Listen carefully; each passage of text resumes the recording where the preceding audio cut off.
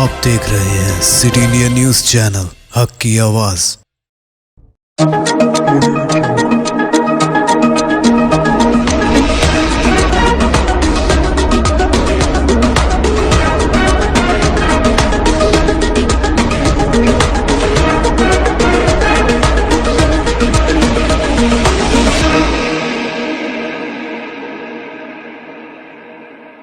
अस्सलामुअलैकुम, मैं हूं Sheikh Umar. City India news में आप तमाम का खैर मकदम है। आइए देखते हैं कौमी खबरें। सुप्रीम कोर्ट के 5 जजों की हलफ बर्दारी। चीफ जस्टिस डीवाई चंद्रचूड़ ने पीर को सुप्रीम कोर्ट के 5 जजों को ओहदे का हलफ दिलाया।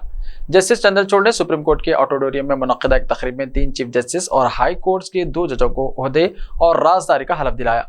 राजस्थान हाई कोर्ट के chief justice justice Pankaj Mithal, Patna high court के chief justice justice Sanjay Karol, Manipur high court के chief justice PV Sanjay Kumar, Patna high court के जस्टिस एहसानुद्दीन अमानुल्लाह और इलाहाबाद हाई कोर्ट के जस्टिस मनोज मिश्रा को हलफ दिलाया गया।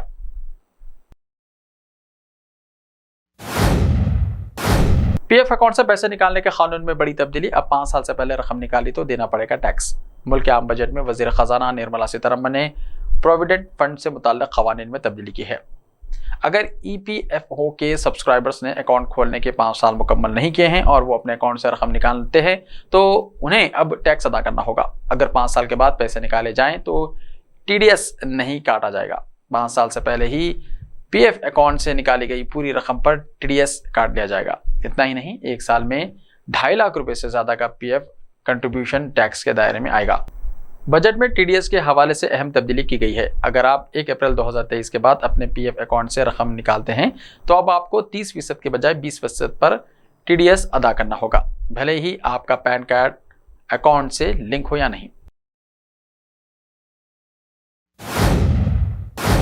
मशहूर गुलकारा लता मंगेशकर की पहली बरसी पर मुतअद्दिद शख्सियात ने खिराज अक़ीदत पेश किया। आज भारत की सदाबहार नगमा निगार लता मंगेशकर की पहली बरसी है। मारूफ रीत आर्टिस्ट सुदर्शन पटनायक ने अपने फन के जरिए सुरों की मलिका और बुलबुल हिंद को खिराज अक़ीदत पेश की। उन्होंने उड़ीसा के पूरी साहिल पर भारत रत्न लता मंगेशकर को खिराज तहसीन पेश करते हुए 6 फीट लंबा रेत का मुजस्समा बनाया। साथ ही उन्होंने इस मुजस्समे के ऊपर लिखा, मेरी आवाज़ ही पहचान है।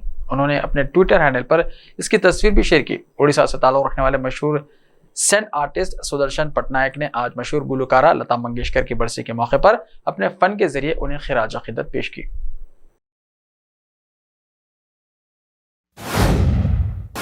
फिल्म पठान की वजह से पाकिस्तान में हंगामा। सिंध सेंसर बोर्ड ने प्राइवेट स्क्रीनिंग क्यों रोकी। शाहरुख खान की हाल ही में रिलीज होने वाली फिल्म पठान रिलीज के बाद से ही मुसलसल सुर्खियों में है। 4 साल बाद किसी फिल्म में लीडर हीरो के तौर पर नजर आने वाले शाहरुख खान की पठान ने बॉक्स ऑफिस पर धूम मचा दी है।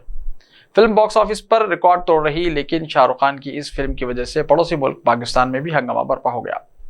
पाकिस्तानी अवाम भी शाहरुख खान और उनकी फिल्मों को बहुत पसंद करते हैं, लेकिन दोनों ममालिक के दरमियान कशीदगी की वजह से पाकिस्तान में शाहरुख खान की फिल्मों पर पाबंदी आयद है। इसी तरह भारत में भी पाकिस्तानी अदाकारों पर बॉलीवुड फिल्मों में काम करने पर पाबंदी है।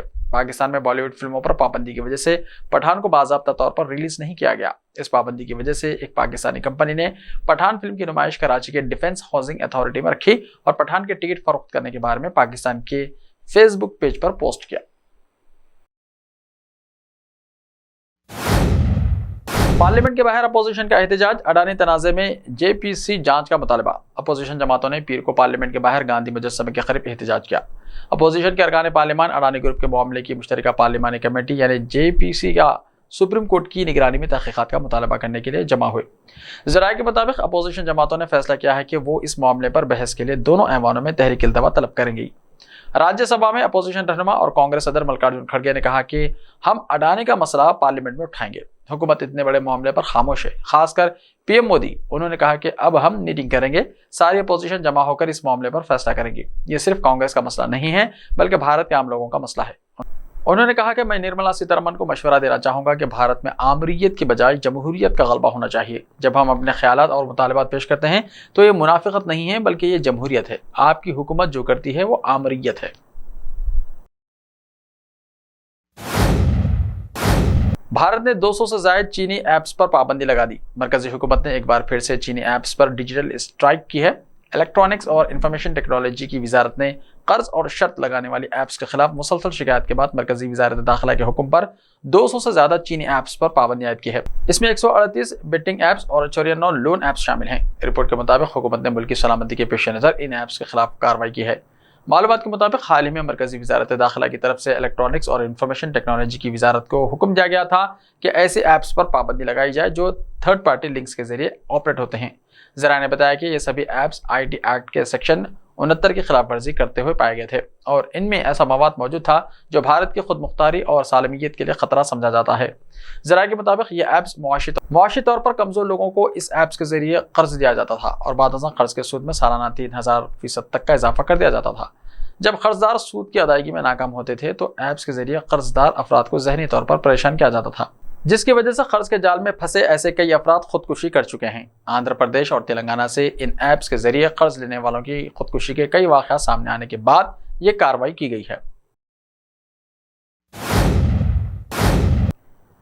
क्या आज भी नहीं होगा दिल्ली MCD के मेयर का इंतखाब? डिप्टी CM मनीष सिसोदिया ने किया बड़ा इंकशाफ। दिल्ली में मेयर का इंतखाब 2 बार मुलतवी होने के बाद अब एक बार फिर वही ख्यास आराइयां की जा रही हैं। दिल्ली के नायब वज़ीर आला मनीष सिसोदिया के ताज़ा बयान में इस ख्यास आराई पर मजीद जोर दिया गया है।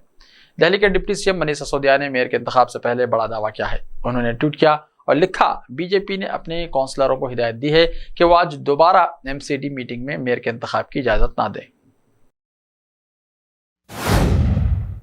ऐसे ही ताज़ा तरीन खबरों के लिए देखते रहिए सिटी इंडिया TV। तो मिलते हैं कल, तब तक के लिए अपना ख्याल रखिए। अल्लाह हाफ़िज़।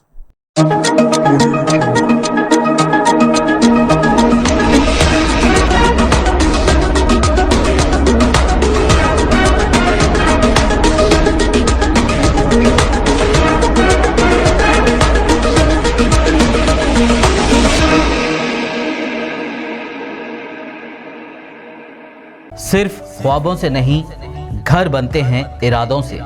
MS techno and company builders and developers लेकर आए हैं एक नया प्रोजेक्ट, साबेरीज Umar enclave super deluxe construction. शाहों के शहर हैदराबाद में चार मीनार के दामन में सिर्फ 1 किलोमीटर के फासले पर आजमपुरा फरहत नगर इलाके में। Booking start. मजीद तफसीलात के लिए रब्त करें 9959023786 9959023786 9581528002 9493854625। Are you looking to build your dream project, but construction costs and time are a big hurdle standing in your way? If yes, then you are at the right place, because Cosmolite AAC lightweight block is a game changer in the construction industry. Our innovative technologies and highly experienced team can help your dreams come true. With our proven strategies, Cosmolite AAC block cuts down the requirements of steel and cement by 20%, saving 30% on construction costs and reducing construction time by 25%.